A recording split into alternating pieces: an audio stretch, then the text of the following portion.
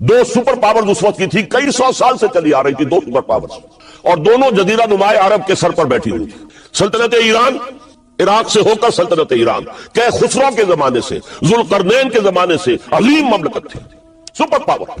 دوسری طرف سلطنت روما، رومن امپائر، 3 بر اعظموں کو محیط تھی۔ رومن امپائر پورا شمالی افریقہ اس کے تحت تھا، پورا مغربی ایشیا اس کے تحت تھا، شام اس کے تحت تھا، ترکی اس کے تحت تھا، اور یورپ کا سارا مشرقی علاقہ اس کے تحت تھا۔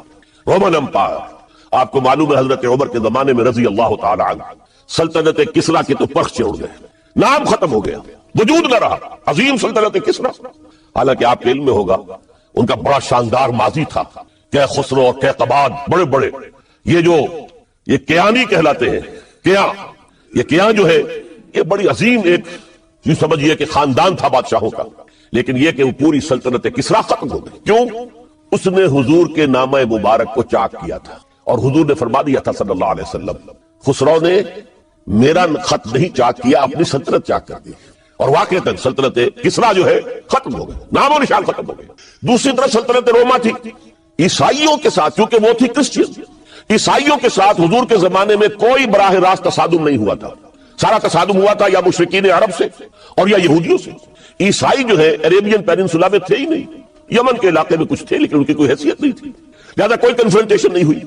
دوسرے عیسائیوں میں ابھی اہل علم موجود تھے، جیسے آپ کو معلوم ہے نجاشی بادشاہ کیسے ایمان لے آیا، اس نے حضرت عیسیٰ کے بارے میں پوچھا، حضرت جعفر طیار رضی اللہ تعالیٰ عنہ نے سورہ مریم کی آیات پڑھ کر سنائی، اور اس نے کہا بین ہی جو ان آیات میں تم نے پڑھا ہے، عیسیٰ کی حقیقت اس سے 3 کے برابر بھی زیادہ نہیں ہے۔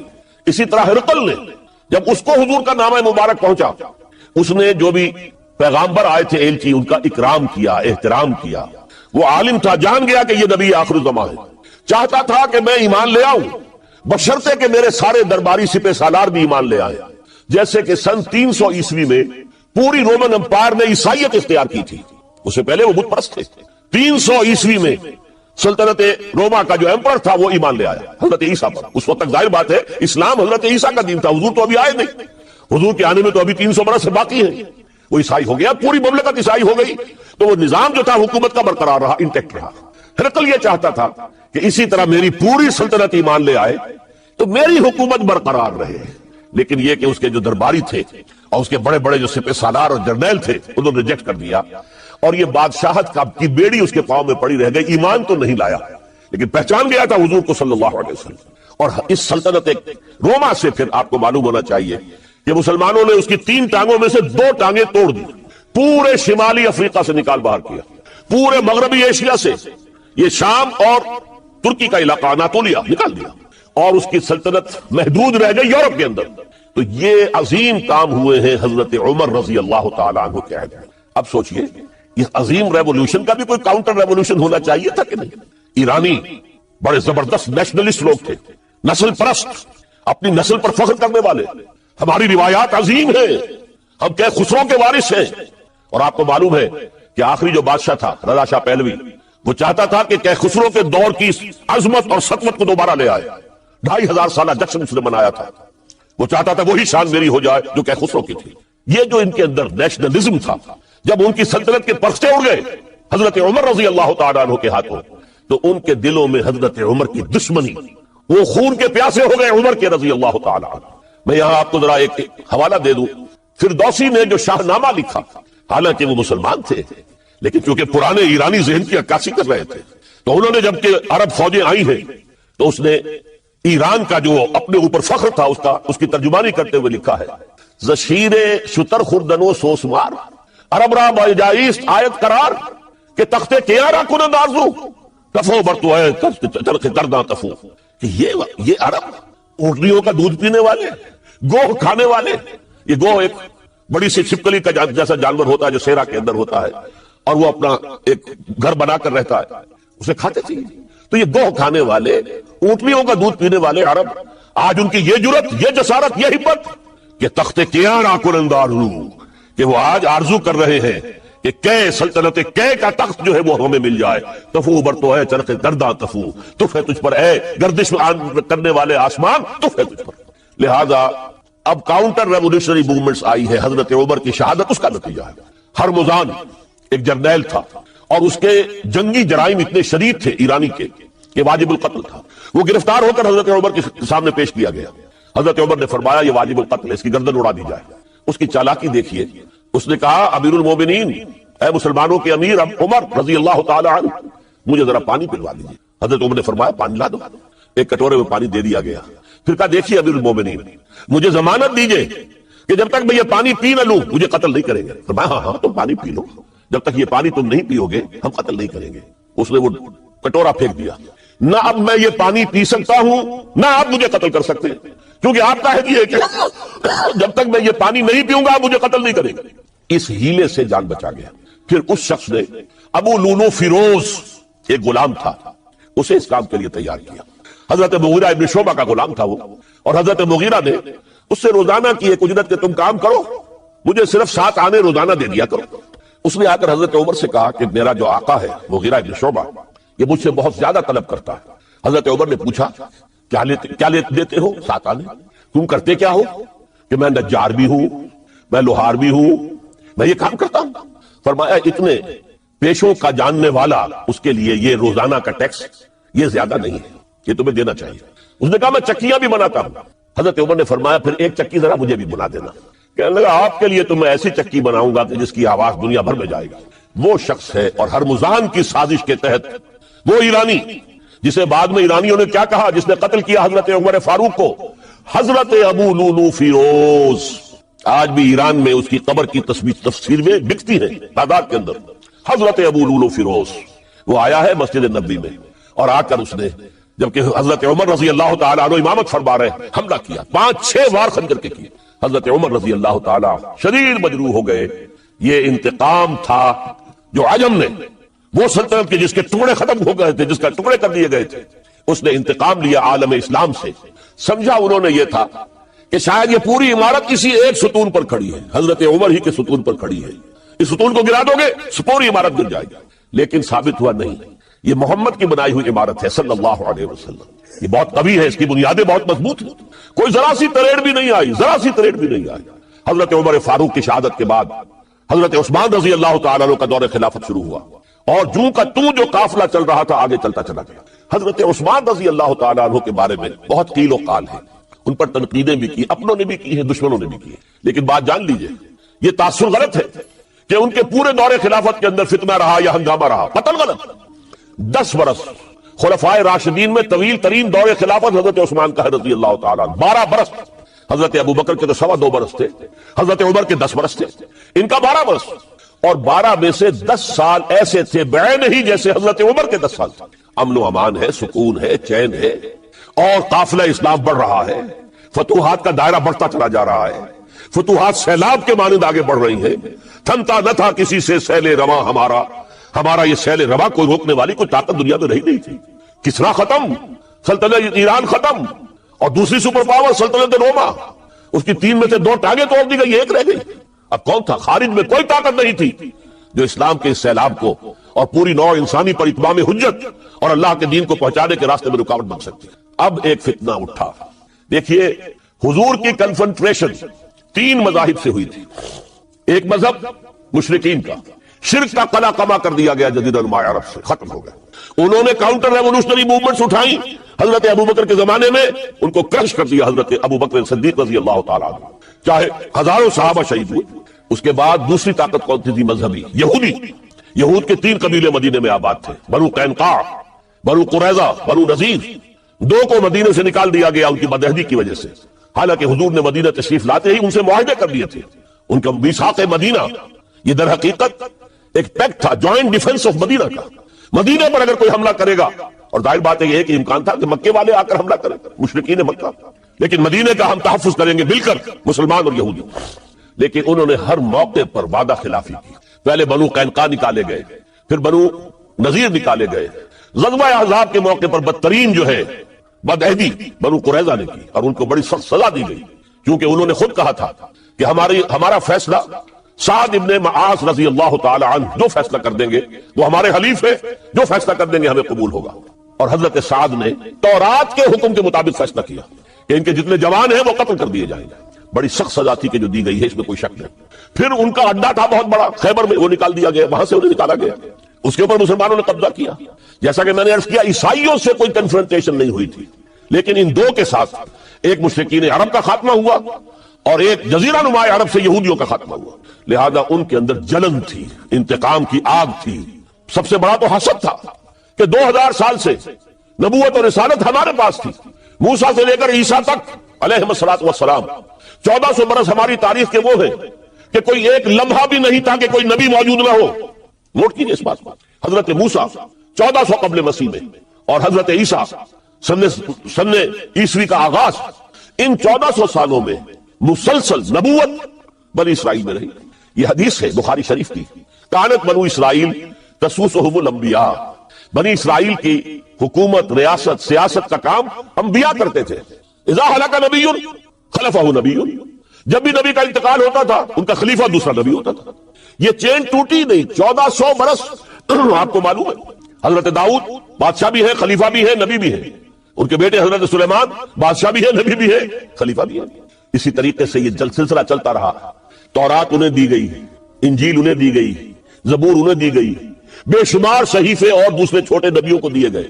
لیکن پھر اللہ تعالیٰ نے نبی آخر الزماں کی حیثیت سے محمد الرسول اللہ کو چن لیا، جو اسرائیلی نہیں تھے، جو اسماعیلی تھے، حضرت ابراہیم کے بڑے صاحبزادے حضرت اسماعیل علیہ السلام کی اولاد میں سے. اس پر انہیں سخت رنج، حالانکہ وہ پہچانتے تھے حضور کو. ان کی کتابوں میں جو نشانیاں لکھی تھی وہ پوری حضور پر جو ہے متفق ہو رہی تھی. قرآن کہتا ہے یعرفونہ کما یعرفون ابناہم، وہ ایسے پہچانتے ہیں محمد کو صلی اللہ علیہ وسلم جیسے کہ اپنے بیٹوں کو پہچانتے ہیں. لیکن انہوں نے نہیں مانا. بدترین دشمن، حسد کی آگ میں جلنے والے، اور آج تک وہی معاملہ ہے. ان کی نیچر تبدیل نہیں ہوئی ہے. اب جو کچھ قیامت صغریٰ آنے والی ہے مڈل ایسٹ میں، عراق پر حملے کے بعد جو کچھ ہوگا، اس سب کی سازش کس نے کی ہے؟ یہود نے. یہ ساری اسرائیلی سازش ہے. بہرحال یہ علیحدہ بات ہو جائے گی. اب انتقام یہودیوں کا آیا. یہودیوں کو یہ معلوم تھا ہم تعداد میں اتنے کم ہیں اور ڈسپرسڈ ہیں. سن 70 عیسوی میں ایک رومن جنرل ٹائٹس، اس نے حملہ کر کے یروشلم بیت المقدس کی اینٹ سے اینٹ بجائی. 1,33,000 یہودی ایک دن میں قتل کیے. اور ان کا سیکنڈ ٹیمپل جو تھا، جو حضرت سلیمان نے بنایا تھا، معبد، عبادت گاہ، ہم تو اسے مسجد کہیں گے، مسجد اقصیٰ، لیکن انہوں نے اسے کہا ہیکل، ٹیمپل. اس کو گرا دیا تھا نبوکدنضر نے 587 عیسوی میں. دوبارہ انہوں نے بنایا، اسے ٹائٹس نے گرا دیا. وہ آج تک گرا پڑا ہوا ہے، آج تک. صرف ایک دیوار اس کی سلامت ہے جسے وہ ویلنگ وال کہتے ہیں. وہاں جا کر ماتم کرتے ہیں، روتے ہیں، پیٹتے ہیں. اور اس کو اس وقت سے نکال دیا گیا یہودیوں کو، نکل جاؤ فلسطین سے، بھاگ جاؤ یہاں سے، دفع ہو جاؤ. لہذا وہ ڈسپرس ہو گئے. کوئی یورپ چلے گئے، کوئی روس چلے گئے، کوئی ہندوستان چلے گئے، کوئی افریقہ کے ممالک میں چلے گئے، کچھ ایران میں آ گئے. یہ سب، اس کو وہ کہتے ہیں ڈایاسپورا. ہمارا وہ دور جس میں ہم دنیا میں منتشر تھے. جب پوری دنیا میں منتشر تھے تو ظاہر بات ہے کسی فوجی مہم کے ذریعے سے مسلمانوں سے انتقام لینا ممکن نہیں تھا. لیکن انتقام لیا ایک ایسی سازش کے ذریعے سے. ایک ایسا فتنۃ الکبریٰ جو ہے برپا کیا ہے، جس کا کہ میں ابھی آپ سے اندازہ کرتا ہوں، جس کے نتیجے میں حضرت عثمان رضی اللہ تعالیٰ عنہ شہید ہوئی. اس کو یوں سمجھیے کہ حضور کے دور میں جن لوگوں نے شہادتیں پیش کی، انہوں نے اسلام کو قائم کرنے کے لیے شہادتیں دی. اب دور خلافت راشدہ میں جو شہادتیں پیش کی گئی، وہ اسلام کو قائم رکھنے کے لیے. جو عمارت بن گئی ہے اب گرنے نہ پائے، اسے دشمن گرا نہ دے، اس ڈیفنس کے اندر، اس تحفظ کے اندر جانے دی ہزاروں نے. اللہ کا اٹل فیصلہ ہے، وہ اپنے نور کا اتمام فرما کر رہے گا. وَلَوْ كَرِهَ الْكَافِرُونَ، کا یہ کافروں کو کتنا ہی ناپسند. دوسری جگہ فرمایا يُرِيدُونَ أَن يُطْفِئُوا نُورَ اللَّهِ بِأَفْوَاهِهِمْ وَيَأْبَى اللَّهُ إِلَّا أَن يُتِمَّ نُورَهُ. یہ تلے ہوئے ہیں کہ اللہ کے نور کو اپنے منہ کی پھونکوں سے بجھا دے، اور اللہ کو ہرگز منظور نہیں ہے مگر صرف یہ کہ وہ اپنے دین کا، اپنے نور کا اتمام فرما کر رہے. یہاں یریدون کا فاعل کون ہے؟ کون تلے ہوئے؟ عام طور پر شاید ہم تمام کفار کو اس میں جمع کر جاتے ہیں، تعین کے ساتھ یہاں یہودی مراد ہے. سورہ صف اور سورہ توبہ دونوں میں اس سے قبل یہود کا تذکرہ ہے. یہودی تلا ہوا ہے. یہودیوں کا اٹل فیصلہ ہے کہ وہ اللہ کے نور کو اپنے منہ کی پھونکوں سے بجھائے گا. اس کو اچھی طرح نوٹ کر لیجئے کہ تاریخ انسانی میں خیر و شر کی جو کشمکش رہی ہے، ہمارا ایمان یہ ہے کہ اصل میں ایک طرف ابلیس اور اس کی ذریت ہے، صلبی بھی مانوی بھی، دوسری طرف اللہ کے رسول اور ان کے امتی رہے. ستیزہ کار رہا ہے ازل سے تا امروز، چراغ مصطفی سے شرار بولا بھی کشمکش جاری. قرآن مجید میں 7 مقامات پر قصہ آدم و ابلیس ہے. اللہ سے اس نے مہلت مانگی قیامت تک کے لیے کہ مجھے مہلت دے کہ میں ثابت کر سکوں کہ آدم اور اس کی ذریت، اس کی نسل تیری وفادار نہیں رہے گی، میں انہیں گمراہ کر کے چھوڑوں۔ قرآن کا ہر طالب علم جانتا ہے اللہ نے اسے مہلت دی، اور اس نے پھر جو دھمکی دی تھی بار بار آیا ہے، میں آدم کی نسل کا اغوا کر کے رہوں گا، انہیں گمراہ کر کے رہوں گا، ان پر سامنے سے حملہ کروں گا، پیچھے سے حملہ کروں گا، دائیں سے حملہ آور ہوں گا، بائیں سے حملہ آور ہوں گا، اور تو دیکھے گا اے پروردگار کہ تو نے جو مقام اور مرتبہ خلافت عطا کیا آدم کو، آدم کی ذریت اس کی اہل ثابت نہیں۔ یہ چیلنج ہے جو قرآن مجید میں آیا ہے۔ اب ایک بات یہ نوٹ کیجئے کہ اس ذریت آدم کا جو ازلی دشمن ہے ابلیس، اس کا سب سے بڑا ایجنٹ اس دنیا میں کئی ہزار برس سے یہودی ہے۔ دنیا میں انسانوں میں ان کے سب سے بڑے ایجنٹ کارندے، وہ مغضوب علیہم قوم، وہ ملعون قوم، لعن الذین کفروا من بنی اسرائیل علی لسان داؤد و عیسی ابن مریم۔ تاریخ یہ بتا رہی ہے ان کی دشمنی ہمیشہ رہی، تمام انبیاء سے رہی۔ حضرت مسیح علیہ السلام کو انہوں نے اپنے بچپن سے سولی پر چڑھایا۔ خود نبی اکرم صلی اللہ علیہ وسلم اور آپ کے صحابہ کے ساتھ جو معاملہ رہا، میں اس پر تاریخ اور سیرت بیان نہیں کر سکتا، صرف قرآن مجید کی گواہی دے رہا ہوں۔ لَتَجِدَنَّ أَشَدَّ النَّاسِ عَدَاوَةً لِلَّذِينَ آمَنُوا الْيَهُودَ وَالَّذِينَ أَشْرَكُوا۔ تمام انسانوں میں مسلمانوں کے بدترین دشمن یہودی اور مشرک۔ یہ یہودی میں چاہتا ہوں کہ تاریخ جو ہماری امت مسلمہ کی ہے اس کے حوالے سے ان کا جو بھی کردار رہا ہے اس پر ایک نظر ڈال لیں۔ سب سے پہلے عبداللہ ابن سبا یہودی نے اسلام کا لبادہ اوڑھ کر مسلمانوں کو آپس میں ٹکرایا، الفتنۃ الکبریٰ۔ 1,00,000 مسلمان ایک دوسرے کی تلواروں اور نیزوں سے ختم ہوئے۔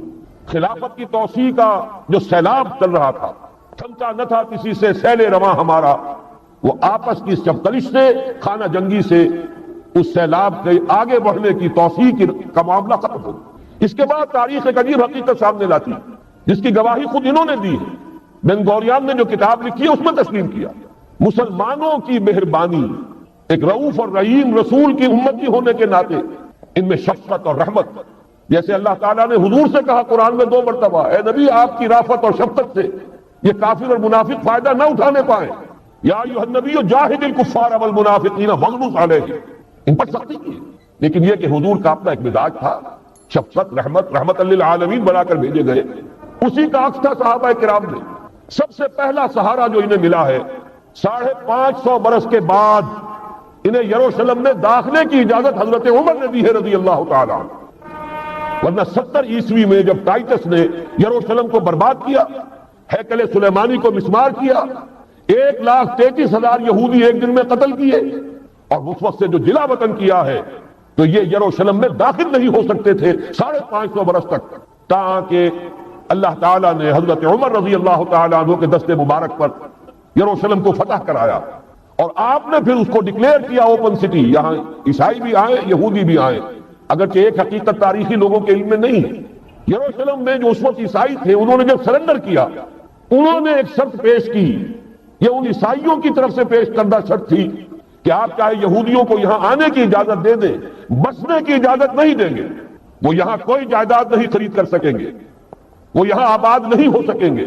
چنانچہ اس وقت سے لے کر 1917 تک کوئی یہودی فلسطین میں آباد نہیں ہو سکا۔ البتہ اس عرصے میں جسے یہ ڈائسپورا کہتے ہیں، انتشار کا دور، تسلیم کرتے ہیں کہ ہمارا اس انتشار کے دور میں جو سنہری زمانہ ہے وہ مسلم اسپین، ہسپانیہ میں جب مسلمانوں کی حکومت قائم تھی، پھر مسلمانوں کی شفقت سے، رحمت سے، ان کی نرمی سے فائدہ اٹھا کر، اور انہوں نے وہاں سے عیسائیت بحیثیت مذہب اور یورپی اقوام ان کے اندر نقب لگائی ہے، اور واقعہ یہ ہے کہ اپنے ان ازلی دشمنوں کو انہوں نے فتح کیا۔ اس کو بھی اچھی طرح سمجھ لیجئے، مسلم اسپین سے انہوں نے آزاد خیالی، حریت فکر، اس کے عنوان سے جو کام شروع کیا تھا، اسی کے نتیجے میں یورپ میں پروٹیسٹنٹ مذہب پیدا ہوا۔ جب تک رومن کیتھولک مذہب کا وہاں غلبہ تھا، وہاں یہودیوں پہ بہت سخت پرسیکیوشن بھی ہوتی تھی، انہیں سودی کاروبار کرنے کی اجازت نہیں تھی، لیکن انہوں نے پروٹیسٹنٹس کے ذریعے سے سودی کاروبار کی اجازت لی۔ نمبر 2، آزادی کے نام پر جنسی بے راہ روی کو فروغ دیا، سود کا جال پھیلا کر مالیاتی طور پر اپنی شکنجے میں یورپ کو کس لیا۔ اور تیسری طرف سائنٹیفک جو ترقی ہو رہی تھی اس کا رخ مادہ پرستی کی طرف پھیر کر جدید دجالی تہذیب کی بنیاد ڈالی۔ علم تو بہت بڑی نعمت ہے، لیکن یہ علم انسان کے لیے مضر ثابت ہوا کیوں؟ اس لیے کہ مادہ پرستی اور الحاد، مذہب کی دشمنی جب یہ کسی قوم کے اندر آ جاتی ہے تو ظاہر ہے کہ اب جتنے وسائل اس کے پاس آ جائیں گے وہ منفی مقاصد کے لیے استعمال ہوں گے، ان کا نتیجہ انسانوں کے حق میں خیر نہیں شر کی صورت میں برآمد ہوگا، اور وہی در حقیقت آج کی یہ دجالی تہذیب۔ اس کا جو سب سے زیادہ تلخ باب ہے، ذرا نوٹ کیجئے، ماضی قریب تک رومن کیتھولک عیسائی یہودیوں کو دشمن سمجھتے تھے اور یہودیوں کو حضرت مسیح کو سولی پر چڑھانے کا مجرم سمجھتے تھے، اگرچہ ہمارا عقیدہ ہے کہ اللہ نے انہیں بچایا، زندہ آسمان پر اٹھایا، لیکن یہ کہ عیسائی بھی مانتے ہیں، یہودی بھی مانتے ہیں کہ ہم نے مسیح کو سولی دے دی۔ عیسائیوں کے عقیدے میں ان کا انتقال سولی پر ہوا، پھر دوبارہ زندہ ہو کر آسمان پر اٹھائے گئے۔ یہ تو ہم جانتے ہیں کہ حقیقت یہ ہے، وما قتلوہ وما صلبوہ ولکن شبہ لہ، ایک ایسے ہی ان کے لیے شبہ کی صورت پیدا کر دی گئی۔ وما قتلوہ، یقینا ہرگز قتل نہیں کیا، بل رفعہ اللہ الیہ، اللہ نے انہیں اپنی طرف اٹھا لیا۔ بہرحال انہوں نے ابھی حال ہی میں پوپ سے بھی ایک فتویٰ حاصل کر لیا ہے کہ یہودیوں پر جرم نہیں ہے، الزام نہیں ہے مسیح کو سولی دینے کا۔ تاریخ بدل گئی، جو 1900 برس تک ایک تاریخ چلی آ رہی تھی، بیک جنبش قلم پوپ صاحب نے انہیں اس ذمہ داری سے بری۔ اور آپ نے دیکھا ہوگا حال ہی میں اسحاق ریبین جب یہ واشنگٹن سے واپس آ رہا تھا، جب کچھ وقفہ پڑ گیا تھا، جو مصالحت کی گفتگو ہو رہی تھی پی ایل او کے ساتھ، تو واشنگٹن سے واپس آتے ہوئے پوپ سے مل کر آیا۔ اب ویٹیکان نے تسلیم کر لیا ہے اسرائیل کو، اب سفارت خانہ ویٹیکان کا یروشلم میں کھلنے والا۔ میری اس پوری گفتگو کا حاصل کیا ہے؟ انہوں نے 3 pronged اٹیک کے ذریعے سے یورپ کو اور یورپ کے ساتھ اب امریکہ، ان دونوں کو اپنے شکنجے میں کش لیا ہے، فتح کر چکے۔ یہ وہ بات تھی جو علامہ اقبال اس صدی کے آغاز میں دیکھ آئے تھے، فرنگ کی رگے جہاں پنجے یہود میں ہے۔ وہ تو صرف ایک قوم تھی، جرمن قوم، جسے کچھ عرصے کے بعد احساس ہو گیا کہ یہودی کس شے کا نام ہے۔ نتیجتاً یہودیوں کے قول کے مطابق 60 لاکھ یہودیوں کو اس نے قتل کیا، لیکن اس کے علاوہ جس کو آج کل ویسٹ کہا جاتا ہے، وائٹ اینگلو سیکسن پروٹیسٹنٹس، ان کے اوپر مکمل تسلط ہے یہودیوں کا۔ وہ یہودیوں کے اعلی کار بنے ہوئے ہیں، سود کے ذریعے سے مالیاتی شکنجے میں جکڑا ہوا۔ فیڈرل ریزرو فنڈ جتنا بھی امریکہ کا ہے، یہ سرکاری بینک نہیں ہے، یہودیوں کے نجی ادارے ہیں، اور دنیا کی سب سے بڑی مقروض حکومت جو ہے وہ امریکہ کی ہے، یہودی قرض خواہ ہے، اور امریکہ کی حکومت ان کی مقروض ہے۔ اسی لیے کہا ہے نکسن نے اپنی کتاب میں کہ کوئی پریزیڈنٹ نہیں ہے امریکہ کا جو یہودیوں کی رائے کے خلاف چل سکے۔ اس نے یہ بات کہہ دی اور لکھ دی، کھل کر لکھ دی، اپنی کتاب میں لکھ دی۔ بہرحال اس کے ضمن میں جو انہیں آخری کامیابی حاصل ہوئی، اعلان بالفور 1917، یہودی آباد ہونے شروع ہو گئے، اور اصل میں اسی کے لیے خلافت کو منسوخ کرایا گیا۔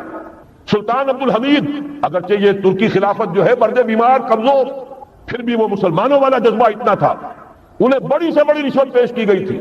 ظاہر بات ہے یہودیوں سے بڑھ کر رشوت دینے والا کون ہو سکتا، جن کے ہاں ایسے بینکر ہوں جو 40 بلین ڈالر کا ایک چیک لکھ سکے۔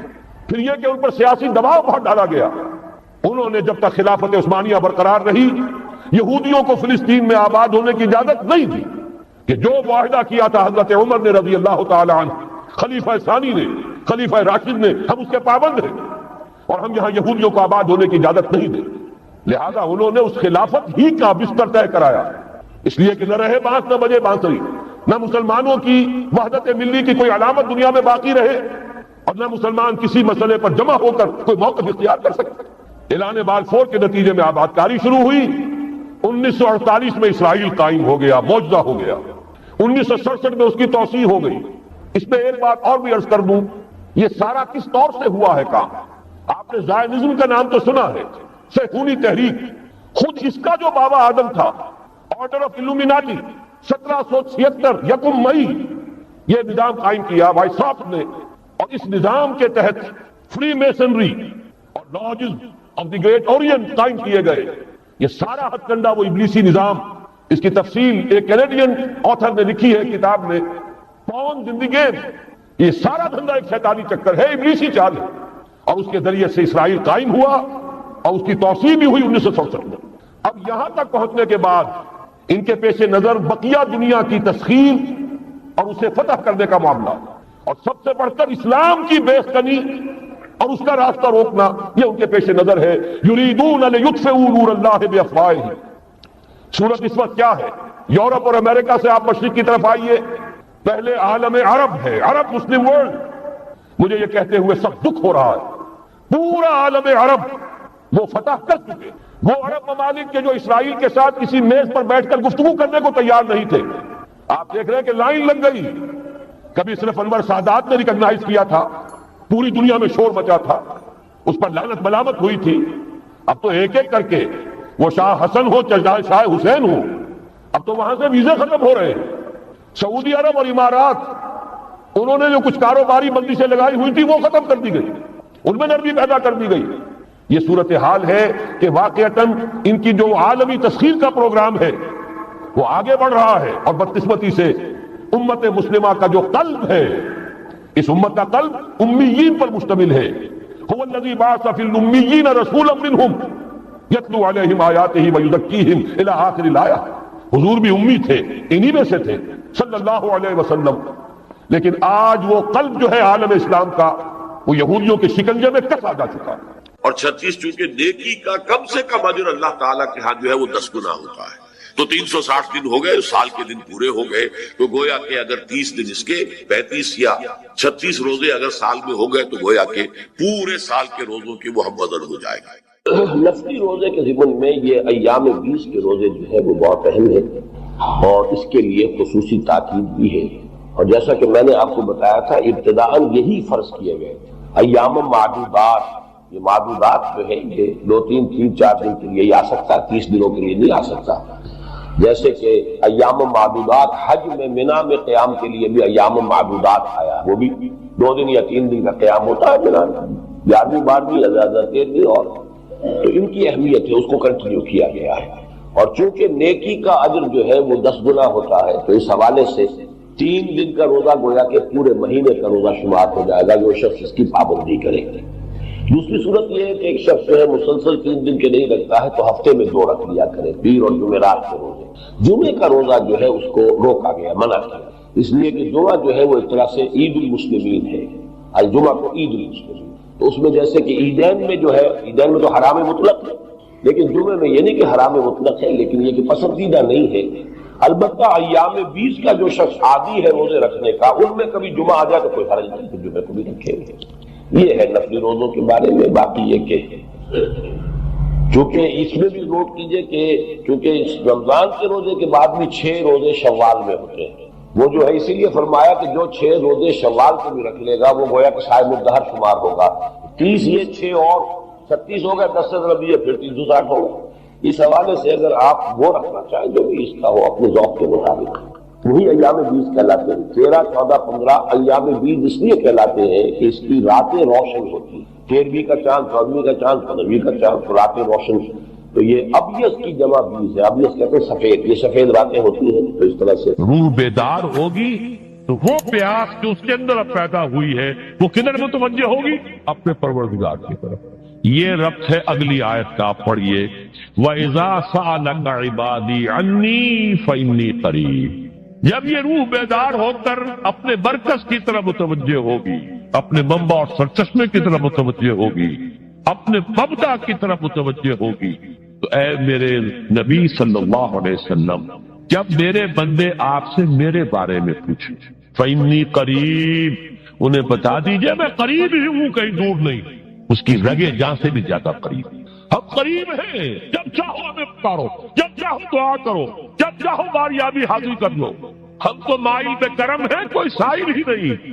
ہم تو ہر روز رات کے آخری گھڑیوں میں سبائے دنیا تک نزول فرماتے ہیں، اور ہماری طرف سے پکارنے والا پکارتا ہے حل من مستغفر فاغفر لہ. ہے کوئی استغفار کرنے والا کہ میں اسے بخش دوں؟ ہے کوئی مانگنے والا؟ حل من سائل فاعطیہ. ہے کوئی مانگنے والا جسے میں دوں؟ تم سوئے ہوتے ہو، ہم تو غافل نہیں. تو متوجہ تو ہو، آؤ تو صحیح ہماری طرف.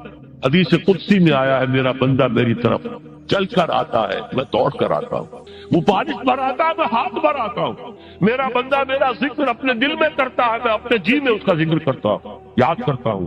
اور میرا بندہ اگر کسی محفل میں میرا ذکر کرتا ہے، میں اس سے بہت اعلیٰ محفل میں اس کا ذکر کرتا ہوں، بلائے اعلیٰ کی محفل میں ذکر کرتا ہوں. یعنی کہ الفاظ ہیں کہ تو تم غافل ہو بھائی ہم سے، ہم تو غافل نہیں. اغیب و ذلطائف لا یغیب وارجو ہو رجال لا یخیب، میں غائب ہو جاتا ہوں، وہ تو غائب ہونے والی ہستی نہیں ہے. حران موجود ہوا معکم انا معکم. وَإِذَا سَأَلَكَ عِبَادِي عَنِّي فَإِنِّي قَرِيبٌ أُجِيبُ دَعْوَةَ الدَّاعِ إِذَا دَعَانِ فَلْيَسْتَجِيبُوا لِي. لیکن اب آئی بات اصل، یہ دو طرفہ بات ہوگی. مجھ سے دعا کرو، کسی وقت کی پابندی نہیں، کسی جگہ کی پابندی نہیں، ناپاکی کی حالت میں ہو تب بھی دعا کر سکتے ہو. میری کتاب کو ہاتھ مت لگانا، مجھ سے دعا کر سکتے ہو، دعا میں کوئی پابندی نہیں. لیٹے مانگو، بیٹھے مانگو، ناپاکی میں مانگو، پاکی میں مانگو، جب چاہو مانگو، دعا میں کوئی خطرہ نہیں. اور جہاں مانگو گے there and then I will listen to you and I will grant your prayers. اجیبو جو ہے، اجیبو دونوں مان، جواب دینا اور قبول کرنا. اجابت استجابت دونوں کا ایک ہی مفہوم ہے، جواب دینا اور قبول کرنا. اجیبو دعوت الداعی اذا دعان، میں تو ہر پکارنے والے کی پکار کو سنتا ہوں، قبول کرتا ہوں جب بھی وہ مجھے پکارتا ہے. لیکن فَلْيَسْتَجِيبُوا لِي، میرا بھی تو کہنا مانو. چاہیے کہ یہ بھی میرا کہنا مانے، مجھ سے محبت کریں، مجھ سے لو لگائیں، میرے دین کے لیے اپنے آپ کو وقف کریں. ان صلاتی و نسکی و محیای و مماتی للہ رب العالمین، میرے باغیوں کے خلاف بغاوت کریں، میرے دین کا جھنڈا اونچا کریں. یہ سارے احکام ہیں کہ قرآن میں. قاتلوہم، جیسا کہ میں نے آپ کو بتایا اگلے ہی رکوع میں قتال کا حکم آ رہا ہے. اب وہ گھوڑوں کو روزہ رکھواتے تھے، بتا دیا یہ روزہ تمہیں کس لیے رکھوایا جا رہا ہے. اگلے ہی رکوع کے اندر حکم ہے قاتلوا فی سبیل اللہ الذین یقاتلونکم وقاتلوہم حتی لا تکون فتنۃ ویکون الدین للہ. اللہ کے لیے دین ہو جائے، پورا کا پورا نظام اللہ کے تابع آ جائے. اس کے لیے پہلے دعوت دو، محنت کرو، جد و جہد کرو، اس دعوت کے نتیجے میں جمعیت فراہم کرو. جب جمعیت اتنی ہو جائے کہ پھر اس باطل نظام کے خلاف بغاوت کر سکو تو کرو بغاوت. اگر باطل نظام کے خلاف بغاوت نہیں کرتے ہو تو پھر ہم سے بغاوت ہے تمہاری. پہلے ذہنی بغاوت ہے، آپ ڈس اون کیجئے ذہنی اعتبار سے، نفسیاتی اعتبار سے. میں اس نظام کو نہیں اون کرتا، ریکنسائل نہ کیجئے اس کے ساتھ، کوئی تعاون نہ کیجئے اس کے ساتھ، کوئی چاچری اور ملازمت نہ کیجئے اس کی. تن من دھن لگائیے اس نظام کو بدلنے کے لیے. چاہے ابھی وہ دعوت کے مرحلے میں ہے، لوگوں کو تیار کیا جا رہا ہے، تربیت دی جا رہی ہے، تزکیہ کیا جا رہا ہے، لیکن ہدف کیا ہے؟ تاکہ اللہ کا دین غالب. فَلْيَسْتَجِيبُوا لِي، میرا بھی تو کہنا سنے اور مانے.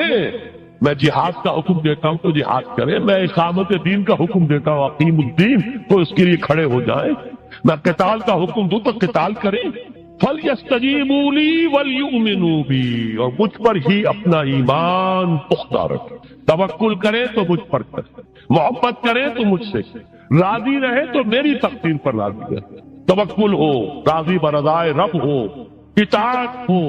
جب تک یہ ساری چیزیں اللہ کے لیے نہ ہو جائیں. وَالَّذِينَ آمَنُوا أَشَدُّ حُبًّا لِلَّهِ، اصل میں تو مومن وہ ہوتے ہیں جو سب سے بڑھ کر شدید ترین محبت اللہ سے کرتے ہیں. قُلْ إِنْ كَانَ آبَاؤُكُمْ وَأَبْنَاؤُكُمْ وَإِخْوَانُكُمْ وَأَزْوَاجُكُمْ وَعَشِيرَتُكُمْ وَأَمْوَالٌ اقْتَرَفْتُمُوهَا وَتِجَارَةٌ تَخْشَوْنَ كَسَادَهَا وَمَسَاكِنُ تَرْضَوْنَهَا أَحَبَّ إِلَيْكُم مِّنَ اللَّهِ وَرَسُولِهِ وَجِهَادٍ فِي سَبِيلِهِ فَتَرَبَّصُوا حَتَّىٰ يَأْتِيَ اللَّهُ بِأَمْرِهِ وَاللَّهُ لَا يَهْدِي الْقَوْمَ الْفَاسِقِينَ.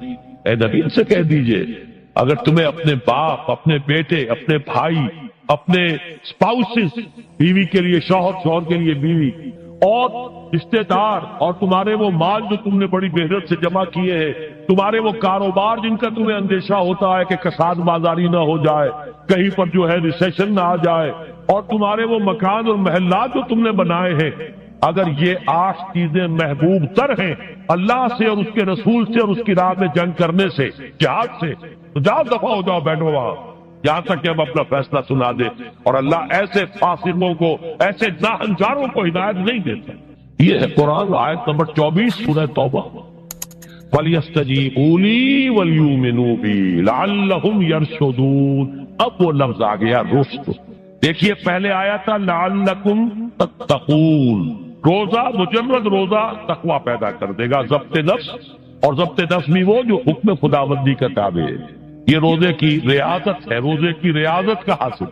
رمضان کے روزے کے ساتھ قیام اللیل کا دو گنا پروگرام، دن میں روزہ رات کا قیام قرآن کے ساتھ۔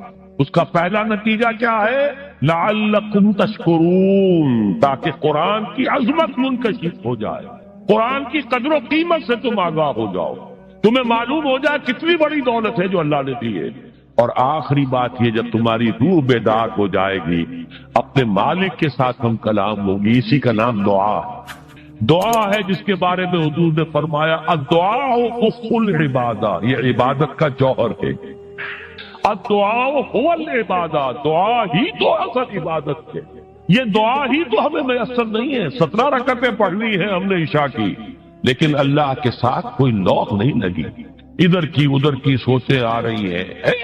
17 رکعتیں پڑھی ہوں یا 7 پڑھی ہوں 10 پڑھی ہوں، آپ کو اجر ملے گا، لیکن آپ کو دعا کی نصیب نہیں ہوئی۔ دعا کب ہوتی ہے؟ بقول اقبال، یہ جو میرے اندر ہے فائنائٹ ایگو، انائے صغیر، انا میں، یہ چھوٹی سی انا ہے۔ اس انائے کبیر، اس انائے کبیر کے لیے سب سے بڑی جو مظہر آیت ہے قرآن مجید میں، وہ سورہ طٰہٰ، اننی انا اللہ لا الہ الا انا، میں ہوں وہ اللہ جس کے سوا کوئی نہ۔